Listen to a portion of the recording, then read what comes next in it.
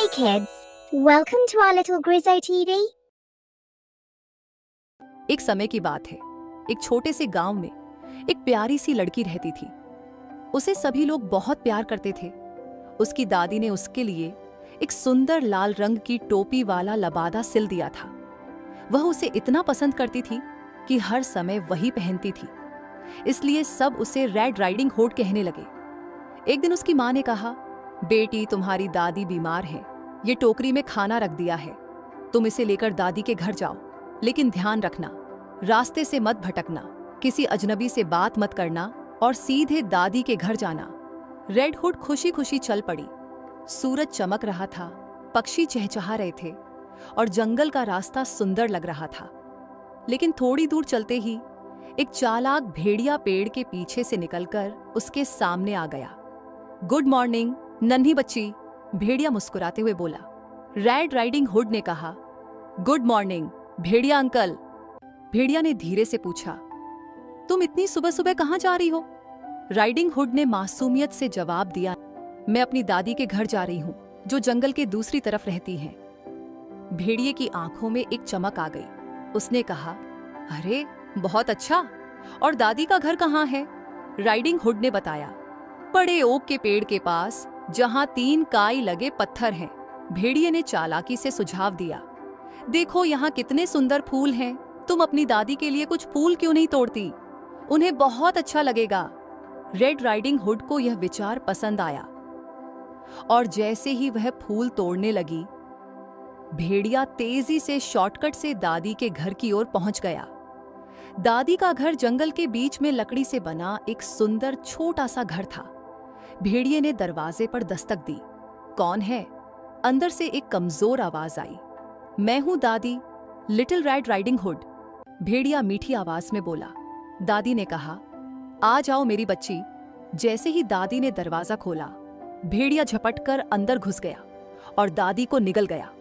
फिर वह जल्दी से दादी की नाइटी और टोपी पहनकर बिस्तर में लेटकर राइडिंग हुड का इंतजार करने लगा। कुछ देर बाद रेड राइडिंग हुड दादी के घर पहुंची। उसने दरवाजा खटखटाया, लेकिन दरवाजा अपने आप खुल गया, जो उसे अजीब लगा। दादी, मैं आपके लिए खाना और फूल लाई हूं, उसने कहा। आ जाओ बच्ची, भेड़िया दादी की नकल करते हुए बोला। रेड राइडिंग हुड पास आई, लेकिन उसे कुछ अजीब लगा। उसने पूछा, दादी, आपके कान इतने बड़े क्यों हैं? ताकि मैं तुम्हारी बातें अच्छी तरह सुन सकूं। दादी, आपकी आंखें इतनी बड़ी क्यों हैं? ताकि मैं तुम्हें साफ देख सकूं। दादी, आपके हाथ इतने बड़े क्यों हैं? ताकि मैं तुम्हें गले लगा सकूं। दादी, आपके दांत इतने बड़े क्यों हैं? ताकि मैं तुम्हें खा सकूं। ये कहकर भेड़िया झपटकर राइडिंग हुड की तरफ बढ़ा, लेकिन तभी उसकी आवाज सुनकर एक बहादुर शिकारी अंदर आया। वह लंबा, मजबूत और हरे रंग का जैकेट पहने था। मैं इस भेड़िए को काफी दिनों से ढूंढ रहा था, शिकारी गुस्से से बोला। भेड़िए ने भागने की कोशिश की, लेकिन शिकारी ने उसे मार दिया। फिर शिकारी ने भेड़िए का पेट काटा और अंदर से दादी को बाहर निकाला। दादी अभी भी जिंदा थीं, लेकिन बहुत डर गई थी। अब घर में फिर से शांति और खुशी लौट आई थी। लिटिल रेड राइडिंग हुड अपनी दादी के पास बैठी और उन्होंने मिलकर गर्म सूप और ताजी ब्रेड खाई। अब से मैं कभी रास्ते से नहीं भटकूंगी और अजनबियों से बात नहीं करूंगी, रेड राइडिंग हुड ने कहा। उसे एहसास हो गया कि उसने अपनी मां की बात न मानकर गलती की। जंगल के अंदर हंसी और खुशी की आवाजें गूंज रही थीं। सभी जानवरों को भेड़िए से छुटकारा मिल गया और इस तरह लिटिल रेड राइडिंग हुड और उसकी दादी और उसकी मां सुखपूर्वक रहने लगे। गहरे नीले समुद्र के नीचे, जहां सूरज की रोशनी पानी की सतह पर नाचती थी और रंग बिरंगी मछलियां खुशी से तैरती थीं, वहां एक जादुई राज्य था जिसे कोरलुना कहा जाता था। इस राज्य में समुद्री जीव और सबसे सुंदर मूंगे पाए जाते थे। इसी कोरलुना में एक सुंदर और दयालु जलपरी राजकुमारी रहती थी, जिसका नाम था परलिया। उसकी चमचमाती चांदी जैसी नीली लहरों से बाल और इंद्रधनुषी पूंछ थी, जो रोशनी में झिलमिलाती थी। उसे समंदर में तैरना, छिपे खजाने ढूंढना और अपने दोस्तों के साथ खेलना बहुत पसंद था।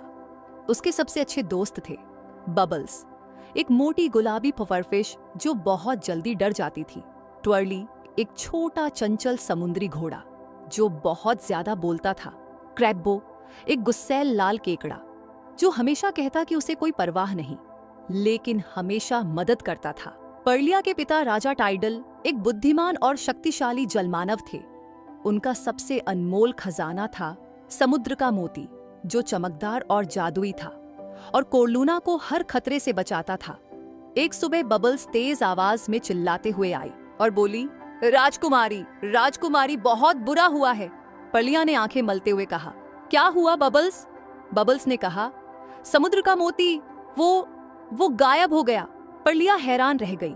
अगर मोती खो गया तो पूरा राज्य खतरे में पड़ जाएगा। पर्लिया जल्दी से दरबार में पहुंची जहां राजा टाइडल और सभी जलपरियां परेशान खड़ी थीं। राजा टाइडल ने उसे बताया कि मोती को कल रात किसी ने चुरा लिया। उसके बिना हमारा राज्य कमजोर हो जाएगा और समुद्री राक्षस हम पर हमला कर सकते हैं। पर्लिया ने कहा, आप चिंता मत कीजिए पिताजी, मैं मोती को ढूंढकर वापस लाऊंगी। राजा टाइडल ने कहा, सावधान रहना मेरी बच्ची, समुद्र बहुत खतरों से भरा हुआ है। पर्लिया ने अपने दोस्तों को बुलाया और कहा, चलो मोती को खोजने के लिए एक रोमांचक यात्रा पर चलते हैं। क्रैब्बो अपने पंजे मोड़ते हुए बोला, लेकिन मैं क्यों भला, मुझे रोमांच बिल्कुल भी पसंद नहीं। ट्वर्ली ने कहा, ओह ये तो बहुत मजेदार होगा। बबल्स डरते हुए बोली, अगर हमें कोई शार्क मिल गई तो? पर्लिया मुस्कुराई और बोली, चिंता मत करो, जब तक हम साथ हैं सब ठीक रहेगा। और इस तरह नन्ही जलपरी और उसके दोस्त समुद्र के सबसे रोमांचक सफर पर निकल पड़े। उन्होंने हर जगह खोजा, चमकते मूंगे की चट्टानों में, गहरी समुद्री गुफाओं में, यहां तक कि अंधेरी समुद्री खाई में भी, लेकिन मोती का कोई निशान नहीं मिला। आखिरकार वो लोग एक पुराने डूबे हुए जहाज के पास पहुंचे जो समुद्री काई और शैवाल से ढका हुआ था। जहाज बहुत डरावना लग रहा था। क्रैब्बो ने कहा, मुझे यह जगह बिल्कुल पसंद नहीं आ रही। तभी पर्लिया ने जहाज के अंदर कुछ चमकता हुआ देखा। वो बोली, देखो वहां कुछ है। उन्होंने धीरे धीरे जहाज में प्रवेश किया। ट्वर्ली ने चौंक कर कहा, यह तो एक सीप है जिसमें एक संदेश छुपा हुआ है।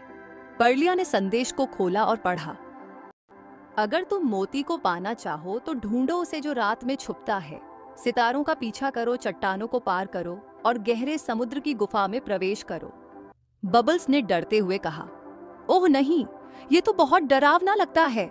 पर्लिया मुस्कुराई और बोली, यह सिर्फ एक पहेली है, शायद इसका मतलब है कि हमें एक ऑक्टोपस ढूंढना होगा। ये सुनकर ट्वर्ली बोला, ओह मैं एक ऑक्टोपस को जानता हूँ, इनकी अंकल जो सबसे गहरे समुद्र में रहते हैं। क्रैब्बो ने कहा, तो क्या अब हमें एक डरावने ऑक्टोपस से भी मिलना पड़ेगा? समुद्र के अंधेरे हिस्से में पहुंचते ही चारों ओर काले स्याही के बादल छा गए। ट्वर्ली ने उसे पहचान लिया। वो बोला, आह ये तो इनकी अंकल हैं। एक विशाल बूढ़ा ऑक्टोपस जिसने गोल चश्मा और सफेद मूंछें लगा रखी थीं, अंधेरे में से प्रकट हुआ और बोला, कौन मेरी नींद में खलल डाल रहा है? पर्लिया ने आगे बढ़कर कहा, मैं राजकुमारी पर्लिया हूँ, हम चोरी हुआ समुद्र का मोती ढूंढ रहे हैं। इनकी ने कुछ सोचा और कहा, हाँ मैंने एक चांदी जैसी चमकदार मछली को यहाँ से गुजरते देखा था। उसने कुछ फुसफुसाते हुए कहा था कि वह छायाओं की गुफा जा रही है।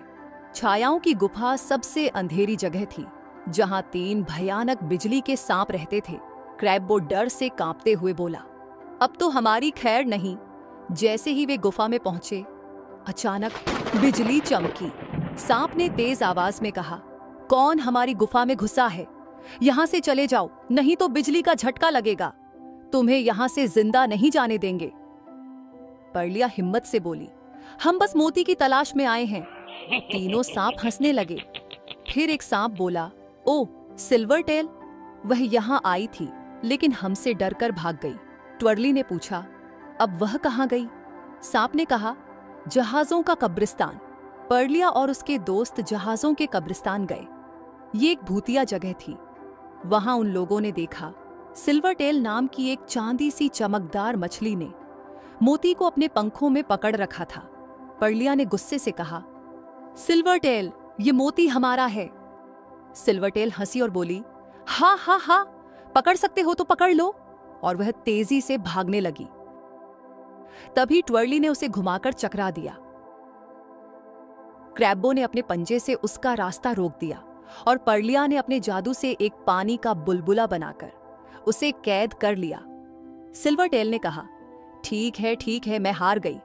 राज्य लौटने पर पर्लिया ने राजा टाइडल को मोती वापस लौटा दिया। राजा ने मोती को वापस उसकी जगह पर रख दिया और पूरा राज्य फिर से चमकने लगा। सभी ने पर्लिया और उसके दोस्तों की प्रशंसा की। राजा टाइडल ने कहा, मेरी बहादुर बेटी ने हमें बचा लिया। पूरा समुद्र तालियां बजाने लगा और उस रात एक भव्य उत्सव हुआ जिसमें सिल्वरटेल को भी बुलाया गया, क्योंकि हर किसी को सुधरने का एक मौका जरूर दे। बहुत समय पहले की बात है। एक घने जंगल के किनारे एक पुरानी टूटी फूटी सी झोपड़ी में एक गरीब लकड़हारा अपने परिवार के साथ रहता था। उसके हैंसल और ग्रेटल 2 प्यारे और समझदार बच्चे थे। हैंसल लगभग 10 वर्ष का और ग्रेटल 8 वर्ष की थी। उसकी पत्नी, जो हैंसल और ग्रेटल की सौतेली मां थी, बहुत कठोर और स्वार्थी स्वभाव की थी। लकड़हारा सुबह से शाम तक जंगल में पेड़ काटने का काम करता, लेकिन उसकी कमाई इतनी नहीं थी कि सभी का पेट भर सके। कुछ समय पहले देश में भयंकर सूखा पड़ा था, जिससे खेती बाड़ी चौपट हो गई थी। गांवों में अनाज मिलना मुश्किल हो गया था। हर तरफ भूख और मायूसी का माहौल था। एक रात जब घर में बस एक रोटी बची थी और पेट की आग सबको बेचैन कर रही थी, सौतेली मां ने धीरे से लकड़हारे से कहा, सुनिए, हमारे पास कुछ भी नहीं बचा। अगर हमने कुछ नहीं किया तो हम सब भूख से मर जाएंगे। लकड़हारे ने आश्चर्य और दुख से उसकी ओर देखा। तुम क्या कहना चाहती हो? उसने धीरे से फुसफुसाया। हमें हैंसल और ग्रेटल को जंगल में छोड़ देना चाहिए। एक बार के लिए हमें कठोर बनना होगा। शायद कोई उन्हें पाले और उन्हें खाना दे सके। हम तो अब उनके लिए कुछ नहीं कर सकते। लकड़हारे का दिल कांप गया। उसकी आंखों में आंसू आ गए। नहीं, उसने कहा, मैं अपने बच्चों को कैसे छोड़ सकता हूं? लेकिन सौतेली मां ने कहा, अगर तुमने मेरी बात नहीं मानी तो हम सब मारे जाएंगे। ये एकमात्र रास्ता है। उस रात दोनों बच्चे भूख से करहाते हुए अपने बिस्तरों पर लेटे हुए थे, लेकिन नींद कहाँ। उन्होंने अपने माता पिता की बातचीत सुन ली थी। ग्रेटल रोने लगी, लेकिन हैंसल ने उसे सांत्वना दी। डरो मत बहन, मैं कुछ करूंगा। गहरी रात में जब सब सो गए, हैंसल धीरे से उठा और झोपड़ी के बाहर गया। जंगल के किनारे चांदनी में कुछ सफेद कंकड़ चमक रहे थे। उसने चुपचाप अपनी जेबें उन कंकड़ों से भर ली। अगली सुबह मां ने बच्चों को जगाया। उसने उन्हें थोड़ा सा सूखा ब्रेड दिया और कहा, यह तुम्हारे लिए है, रास्ते में खा लेना। हैंसल ने अपनी ब्रेड को जेब में रख लिया। लकड़हारा और उसकी पत्नी बच्चों को लेकर जंगल की ओर चल पड़े। जितनी देर वे चलते रहे, हैंसल एक एक करके अपनी जेब से कंकड़ गिराता रहा। चलते चलते वे जंगल के बहुत अंदर पहुंचे। लकड़हारे ने कहा, बच्चों, तुम यहाँ इस आग के पास बैठो, हम थोड़ी ही देर में लौटते हैं। लेकिन वो नहीं लौटे। रात हो गई। ठंडी हवा चलने लगी। चारों ओर डरावनी आवाजें आने लगी। लेकिन हैंसल ने ग्रेटल से कहा, घबराओ मत बहन, चांद निकलने दो, हम रास्ता ढूंढ लेंगे। जब चांदनी फैली तो कंकड़ चमकने लगे। वे दोनों कंकड़ों की चमक को देखकर वापस चल पड़े। पूरी रात चलने के बाद वे सुबह अपने घर पहुंच गए। लकड़हारे ने बच्चों को देखकर उन्हें कसकर गले लगा लिया। वो बहुत पछता रहा था, लेकिन सौतेली मां की आंखों में निराशा थी। कुछ दिनों के बाद फिर खाना खत्म हो गया। इस बार जाहिदा और भी कठोर हो गई। उसने लकड़हारे को डांटते हुए कहा, इस बार हम उन्हें और गहरे जंगल में छोड़ेंगे ताकि वे वापस ना आ सकें। हैंसल फिर से कंकड़ इकट्ठा करना चाहता था, लेकिन सौतेली माँ ने रात को दरवाज़ा बंद कर दिया था। मजबूरी में हैंसल ने अपनी रोटी को छोटे टुकड़ों में तोड़ दिया और तय किया कि उन्हें रास्ते में गिराता जाएगा। सुबह होते ही वही योजना दोहराई गई। जंगल में चलते हुए हैंसल ने ब्रेड के टुकड़े गिराए। इस बार जंगल और भी डरावना था। ऊंचे पेड़, गहरी खामोशी और एक अजीब सी ठंड। लेकिन जब उन्होंने लौटने की कोशिश की तो देखा कि सारे ब्रेड के टुकड़े पक्षियों ने खा लिए थे। अब रास्ता पहचानने का कोई तरीका नहीं था। वे सचमुच खो गए थे। भूखे, थके और डरे हुए बच्चों ने 2 दिन तक जंगल में भटकते हुए बिताए। उनके पैर छिल गए थे, पेट में भूख की आग थी और आंखें नींद से भारी। कुछ ही देर में वे एक खुली जगह पर पहुंचे जहां एक अजीब सा घर था। घर पूरी तरह से मिठाइयों का बना था। दीवारें ब्रेड की, छत चॉकलेट की, खिड़कियां शक्कर की। हैंसल ने दीवार से टुकड़ा तोड़ा और खाया। ग्रेटल ने खिड़की चखी। तभी दरवाजा खुला और एक बूढ़ी औरत बाहर आई। वो मीठी आवाज में बोली, ओ प्यारे बच्चों, क्या तुम भूखे हो? अंदर आओ, मेरे पास तुम्हारे लिए बहुत कुछ है। बच्चे खुश हो गए और अंदर चले गए। वहां पर ढेर सारी मिठाइयाँ थीं, केक, पेस्ट्री, दूध, फल। उन्हें गरम बिस्तर मिला और पहली बार कई दिनों के बाद चैन की नींद आई। सुबह होते ही बूढ़ी औरत का असली चेहरा सामने आया। वो एक दुष्ट जादूगरनी थी जो बच्चों को फंसाकर खा जाती थी।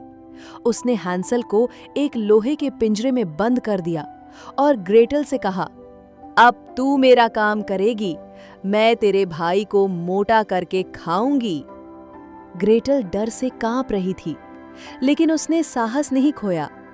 हर दिन वो हैंसल को खाना देती और जादूगरनी उसकी उंगली चेक करती कि वो कितना मोटा हुआ। लेकिन हैंसल चालाक था। वो मुर्गे की एक पतली हड्डी बाहर निकाल देता। जादूगरनी उसे छूकर सोचती कि वो मोटा क्यों नहीं हो रहा है। कई हफ्ते बीत गए। जादूगरनी को गुस्सा आ गया। अब बहुत हो गया, चाहे मोटा हो या नहीं, मैं इसे खा जाऊंगी। उसने ग्रेटल से कहा, अवन गरम करो। ग्रेटल ने चुपचाप योजना बनाई। उसने कहा, मुझे नहीं मालूम अवन कैसे गरम करते हैं, आप दिखाइए। जादूगरनी जैसे ही अवन के पास आई, ग्रेटल ने उसे धक्का दिया और दरवाजा बंद कर दिया। अवन गरम था। जादूगरनी जलकर राख हो गई। ग्रेटल ने हैंसल को छुड़ाया। दोनों ने जादूगरनी के घर में सोने चांदी के गहनों से भरे बक्से देखे। उन्होंने जितना हो सका अपने थैलों में भरा और जंगल से बाहर निकलने लगे। कई दिन चलने के बाद वो एक नदी के किनारे पहुंचे। वहां एक हंस उन्हें नदी के पार ले गया। जैसे ही वो नदी के उस पार पहुंचे, उन्हें रास्ता पहचाना सा लगा। जल्द ही वो अपने घर पहुंच गए। लकड़हारा बच्चों को देखकर रो पड़ा। उसने बताया कि उनकी सौतेली माँ की बीमारी से मृत्यु हो गई थी। अब वो अकेला रह गया था। हैंसल और ग्रेटल ने उसे सब कुछ बताया और सोना दिखाया। अब उनके पास सब कुछ था, पैसा, खाना और सबसे महत्वपूर्ण, एक दूसरे का साथ। बहुत समय पहले बादलों के ऊपर छिपे हुए एक जादुई राज्य में लिली नाम की एक नन्ही परी रहती थी। उसके सुनहरे पंख धूप की तरह चमकते थे और उसकी पोशाक सितारों की तरह झिलमिलाती थी। एक दिन दयालु और बुद्धिमान परी रानी ने लिली को अपने भव्य महल में बुलाया। रानी ने कहा, जब बच्चे बड़े होते हैं तो उनके दूध के दांत गिरते हैं। ये दांत बचपन के जादू से भरे होते हैं और हमें इन्हें इकट्ठा करना होता है ताकि हमारा परिराज्य चमकता रहे। मैं चाहती हूं कि तुम ये काम करो। लिली की आंखें खुशी से चमक उठी। मुझे यह काम बहुत पसंद आएगा महारानी, उसने बहुत आदर के साथ से झुकते हुए कहा। रानी ने लिली को एक छोटी सी चांदी की थैली और जादुई धूल की एक पोटली दी। उन्होंने समझाया, रात में बच्चों के घर जाना, उनके दूध के दांत लेना, बदले में उन्हें एक खास तोहफा देना और उन्हें यह एहसास कराना कि उनकी उम्र बढ़ने का सफर कितना खूबसूरत है। उस रात से लिली ने अपना जादुई सफर शुरू किया। वह इंसानों की दुनिया में उड़ चली। उसके नन्हे पंख तितली की तरह फड़फड़ा रहे थे। वह खिड़कियों से झांकती, उन बच्चों की तलाश में जो अपने गिरे हुए दांत तकिए के नीचे रखते थे। जब वह किसी बच्चे का दूध का दांत पाती तो वह हल्की सी जादुई धूल बिखेरती ताकि बच्चा गहरी और मीठी नींद में सोता रहे। फिर बहुत ही सावधानी से वह तकिए के नीचे से दांत निकालती, उसे अपनी चांदी की थैली में रखती और बदले में वहां एक चमकता सिक्का, एक छोटा सा उपहार या कभी-कभी एक प्यारा सा नोट छोड़ देती। तुम बड़े और मजबूत हो रहे हो, मुस्कुराते रहो नन्हे दोस्त। फिर वह खुशी से घूमकर फुसफुसाती, मीठे सपने देखो प्यारे बच्चे, और अपने पीछे जादुई चमक छोड़ते हुए रात के आकाश में उड़ जाती। पर लिली उन दांतों का क्या करती थी? लिली उन दांतों को परीलोक में ले जाती जहां वे चमकदार सितारों में बदल दिए जाते जो रात के आकाश को रोशन करते। जितने अधिक दांत लिली इकट्ठा करती उतना ही उज्जवल आकाश चमकने लगता। हर दांत में थोड़ा सा बचपन का जादू होता था और जब उसे आकाश में लगाया जाता तो वह एक झिलमिलाते तारे में बदल जाता। परी रानी और पूरी परी नगरी खुशी से देखती कि कैसे उनका राज्य बच्चों की हंसी और सपनों की रोशनी से दमक रहा था। एक रात लिली एक छोटे लड़के ओलिवर के पास पहुंची जिसने अपना पहला दांत खोया था। वह बहुत उत्साहित था और परी को देखने के लिए जागा रहना चाहता था। वह अपने कंबल के नीचे छिपा हर मिनट में झांक कर देखता। लिली धीरे से खिड़की से उसके कमरे में आई बिना कोई आवाज किए, लेकिन जैसे ही उसने तकिए के नीचे हाथ रखा ओलिवर ने अचानक फुसफुसाया, मैं तुम्हें देख सकता हूं। लिली चौंक गई और एक पल के लिए रुक गई। परियों को इंसान नहीं देख सकते थे। लेकिन फिर ओलिवर मुस्कुराया। उसकी आंखें विस्मय से भरी थीं। क्या तुम सच में टूथ फेयरी हो? उसने पूछा। लिली हंस पड़ी और सिर हिलाया। हाँ, लेकिन यह एक राज है। सिर्फ वे बच्चे जो सच में जादू पर विश्वास करते हैं वे ही मुझे देख सकते हैं। ओलिवर की आंखें चमक उठी। तुम इन सारे दांतों का क्या करती हो? लिली ने खिड़की की ओर इशारा किया। देखो सितारों को ओलिवर, हर एक तारा बच्चों के टूटे हुए दांत से बना है जो ये याद दिलाता है कि बड़े होना भी जादू से भरा है। ओलिवर की आंखों में आश्चर्य झलक उठा। तो इसका मतलब मेरा भी एक तारा आसमान में होगा? लिली मुस्कुराई। हाँ, और जब भी तुम आसमान की ओर देखोगे तुम जानोगे कि तुम्हारे बचपन का एक हिस्सा इस दुनिया को रोशन कर रहा है। इसके बाद लिली ने ओलिवर पर थोड़ी और जादुई धूल छिड़की जिससे वह मीठी नींद में चला गया। उसने उसके तकिए के नीचे एक चमकता हुआ सोने का सिक्का रखा और धीरे से फुसफुसाई, हमेशा जादू पर विश्वास बनाए रखना। जैसे ही वह उड़ चली उसके चेहरे पर एक प्यारी सी मुस्कान थी। बचपन का जादू कभी नहीं मिटेगा जब तक बच्चे सपनों, आश्चर्य और उस नन्ही परी पर विश्वास करते रहेंगे जो हर रात उनसे मिलने आती है। और इस तरह लिली ने अपनी जादुई यात्रा जारी रखी, बच्चों के दांत इकट्ठा करती रही और उन्हें सुंदर सितारों में बदलती रही, हमेशा के लिए, आसमान को रोशन करने के लिए। एक समय की बात है, एक औरत एक छोटी सी झोपड़ी में अकेली रहती थी। वह हमेशा एक बच्चे की कामना करती थी, लेकिन उसके पास कोई बच्चा नहीं था। एक दिन वह एक बूढ़ी जादूगरनी के पास गई और बोली, मुझे एक छोटा बच्चा चाहिए जिससे मैं प्यार कर सकूं और उसकी देखभाल कर सकूं। क्या आप मेरी मदद करेंगी? बूढ़ी जादूगरनी मुस्कुराई और उसे एक जादुई बीज दिया और कहा, इसे एक गमले में लगाओ और जल्द ही तुम्हारी इच्छा पूरी होगी। औरत जादुई बीज को घर ले आई और बहुत प्यार से उसे गमले में लगाया। अगले ही दिन एक सुंदर फूल उगा। जब वह फूल खिला तो उसके अंदर एक नन्ही सी लड़की थी जो अंगूठे से भी छोटी थी। उस औरत ने लड़की का नाम रखा थम्बलीना। थम्बलीना बहुत खुश मिजाज बच्ची थी। वह मेज पर नाचती थी और अखरोट के खोल में एक नरम पत्ते की रजाई ओढ़कर सोती। औरत उसे अपनी बेटी की तरह प्यार करती थी। एक रात जब थम्बलीना सो रही थी, एक बड़ी और भद्दी मेंढक खिड़की से अंदर आई। थम्बलीना को देखकर उसने सोचा, ओह, कितनी सुंदर लड़की है, यह तो मेरे बेटे के लिए एकदम सही पत्नी बनेगी। मेंढक थम्बलीना को उठाकर ले गई। मेंढक ने थम्बलीना को एक तालाब के बीच में एक कमल के पत्ते पर रख दिया। यहीं रहो मेरी प्यारी, मेरा बेटा जल्दी ही तुमसे शादी करेगा। थम्बलीना जब जागी तो बहुत रोने लगी। वह मेंढक से शादी नहीं करना चाहती थी। तालाब में रहने वाली छोटी मछलियों को उस पर दया आई। हमें इसकी मदद करनी चाहिए, उन्होंने कहा।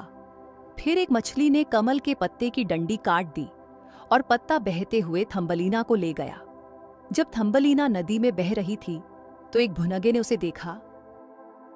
क्या सुंदर लड़की है, वह बोला और उसे उठाकर अपने साथ ले गया। लेकिन जब वह उसे अपने घर लेकर आया तो बाकी भुनगे हंसकर उसका मजाक उड़ाने लगे। इसके तो पंख भी नहीं हैं, ये तो हमारी तरह नहीं दिखती। शर्मिंदा होकर भुनगा थम्बलीना को जंगल के बीच एक बड़े पत्ते पर छोड़कर चला गया। थम्बलीना अकेली जंगल में भटकती रही। फिर सर्दी आ गई और बर्फ से जमीन ढक गई। थम्बलीना के पास रहने की कोई जगह नहीं थी। वह ठंडी और भूखी थी। एक दिन उसे एक छोटी सी चूहिया का बिल मिला। दयालु चूहिया ने उसे रहने दिया। तुम मेरे साथ रह सकती हो, लेकिन तुम्हें घर को साफ रखने में मेरी मदद करनी होगी, चूहिया ने उससे कहा। चूहिया का एक मित्र था, एक अमीर और बूढ़ा छछूंदर जो जमीन के नीचे रहता था।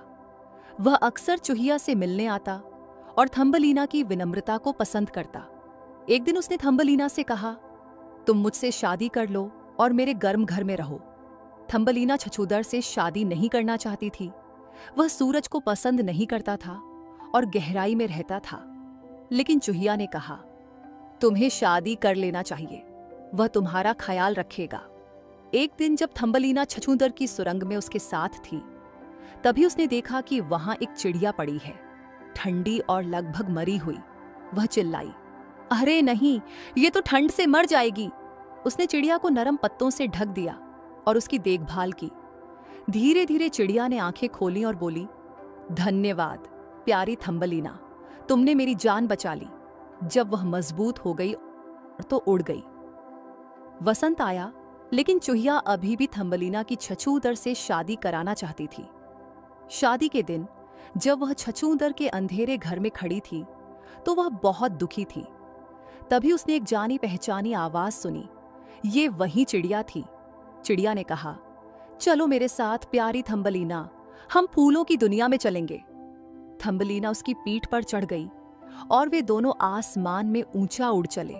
हवा उसके चेहरे को छू रही थी और वह मुस्कुरा रही थी। पेड़ों और नदियों के ऊपर उड़ते हुए चिड़िया थम्बलीना को एक सुंदर जगह पर ले गई जो फूलों से भरी थी। एक फूल के ऊपर एक नन्हा राजकुमार बैठा था जिसके सुनहरे पंख थे। स्वागत है, मैं फूलों की दुनिया का राजा हूं, उसने मुस्कुराते हुए कहा। वह थम्बलीना जितना ही छोटा और बहुत सुंदर था। थम्बलीना और राजकुमार दोस्त बन गए। वे दोनों साथ में समय बिताने लगे। कुछ दिनों बाद उसने थम्बलीना से पूछा, क्या तुम मेरी रानी बनोगी? थम्बलीना ने खुशी से हाँ कहा और फूलों की दुनिया के लोगों ने खुशी से झूमते हुए उनका स्वागत किया। राजकुमार ने उसे सुनहरे पंख दिए और अब वह भी उड़ सकती थी। अब उसे कभी किसी बात की चिंता नहीं करनी पड़ेगी। वह फूलों की धरती में खुशी से रहने लगी, जहां हमेशा सूरज चमकता था और पंछी गाते थे। और इस तरह थम्बलीना की कहानी प्रेम और सुंदरता से भरे सुखद अंत तक पहुंच गई। एक समय की बात है, एक बड़े और सुंदर राज्य में एक राजा और रानी रहते थे। वे बहुत समय से एक बच्चे की इच्छा कर रहे थे। उन्होंने बहुत इंतजार किया और एक दिन उनका सपना सच हुआ। रानी ने एक प्यारी सी बेटी को जन्म दिया। उन्होंने उसका नाम औरोरा रखा क्योंकि वह सुबह की धूप की तरह सुंदर थी। सारा राज्य बहुत खुश हुआ और राजा ने कहा, चलो एक बहुत बड़ी पार्टी करते हैं। पार्टी में 7 अच्छी परियां आईं और उन्होंने नन्ही औरोरा को आशीर्वाद देने का सोचा। पहली परी ने कहा, मैं तुम्हें सुंदरता का वरदान देती हूँ, तुम बहुत सुंदर बनोगी। दूसरी परी ने कहा, मैं तुम्हें कोमलता देती हूँ, तुम नजाकत से चलोगी। तीसरी परी ने कहा, मैं तुम्हें एक प्यारी आवाज देती हूँ, तुम पंछियों की तरह गाओगी। चौथी परी ने कहा, मैं तुम्हें समझदारी देती हूँ, तुम बहुत कुछ सीखोगी। पांचवी परी ने कहा, मैं तुम्हें दयालुता देती हूँ, तुम सबके साथ अच्छा व्यवहार करोगी। छठी परी ने कहा, मैं तुम्हें खुशी देती हूँ, तुम हमेशा खुश रहोगी। अब सातवीं परी की बारी थी, लेकिन तभी कुछ बुरा हुआ। अचानक एक बुरी परी आई जिसका नाम था मलेफिसेंट। वह बहुत नाराज थी क्योंकि उसे पार्टी में नहीं बुलाया गया था। वह गुस्से से बोली, जब ऑरोरा 16 साल की होगी तब वह एक कताई पहिए को छुएगी और हमेशा के लिए सो जाएगी। राजा और रानी बहुत डर गए और दुखी हो गए, लेकिन सातवीं अच्छी परी ने अभी अपना वरदान नहीं दिया था। उसने कहा, घबराइए मत, वह हमेशा नहीं सोएगी। जब कोई उसे सच्चे प्यार से चूमेगा तो वो जगाएगी।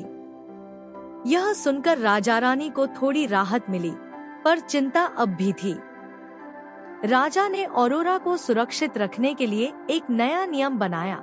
अब पूरे राज्य में कोई कताई पहिया नहीं होगा।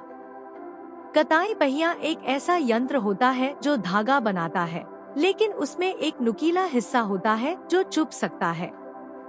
राजा के आदेश पर सबने अपने अपने कताई पहिए तोड़ दिए और नया कोई नहीं बनाया।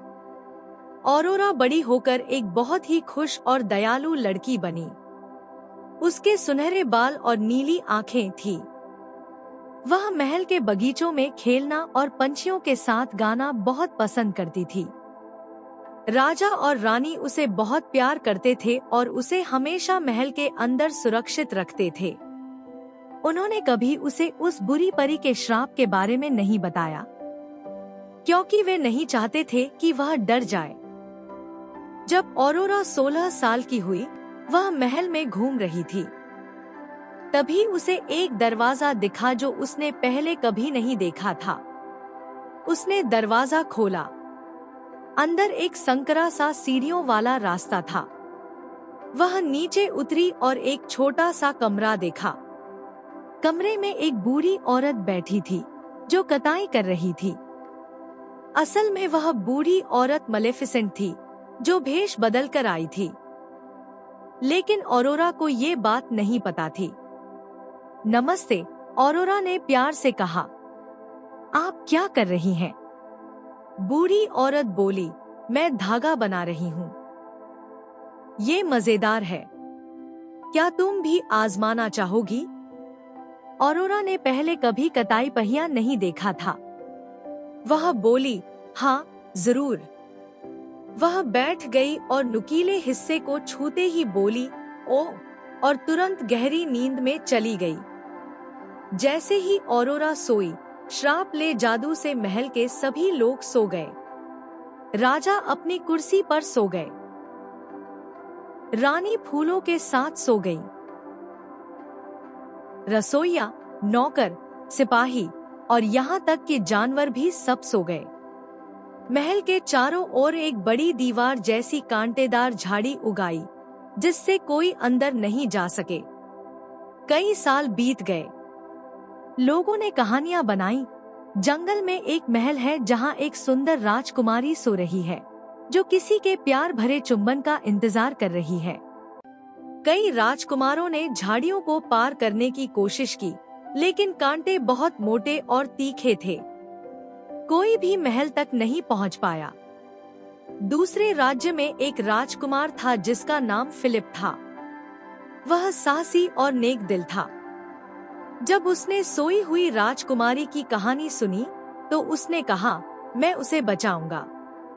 वह अपने घोड़े पर सवार होकर जंगल की ओर निकल पड़ा। जब उसने कांटों की दीवार देखी तो वह रुका नहीं। उसने अपनी तलवार निकाली और शाखाओं को काटने लगा। उसे खरोंचे आईं, दर्द हुआ, लेकिन उसने हार नहीं मानी क्योंकि वह ऑरोरा की मदद करना चाहता था। बहुत कोशिशों के बाद राजकुमार फिलिप महल के अंदर पहुंच गया। वह महल की ऊंची मीनार तक गया और वहां ऑरोरा को सोते हुए पाया। वह बहुत शांत और सुंदर लग रही थी, जैसे कोई अच्छा सपना देख रही हो। फिलिप ने सोचा, ये कितनी सुंदर है, काश मेरा चुंबन इसे जगा सके। उसने झुककर ऑरोरा को प्यार से चूमा। जैसे ही चुंबन हुआ, ऑरोरा की आंखें खुल गईं और वह मुस्कुराई। मुझे जगाने के लिए धन्यवाद, उसने कहा। और उसी समय पूरे महल के लोग भी जाग गए। राजा रानी दौड़ते हुए आए और अपनी बेटी को गले से लगा लिया। सारे कांटे गायब हो गए और सूरज की रोशनी फिर से चमक उठी। ऑरोरा और राजकुमार फिलिप को एक दूसरे से प्यार हो गया। उन्होंने शादी करने का फैसला किया। शादी में खूब संगीत, नाच गाना और स्वादिष्ट खाना था। सातों अच्छी परियां फिर आईं और बोली, हम तुम्हें खुशहाल जीवन का आशीर्वाद देते हैं। पूरा राज्य बहुत खुश था और बुरी परी मलेफिसेंट कभी फिर नहीं दिखी और सबने हमेशा हमेशा के लिए खुशी खुशी जीवन बिताया।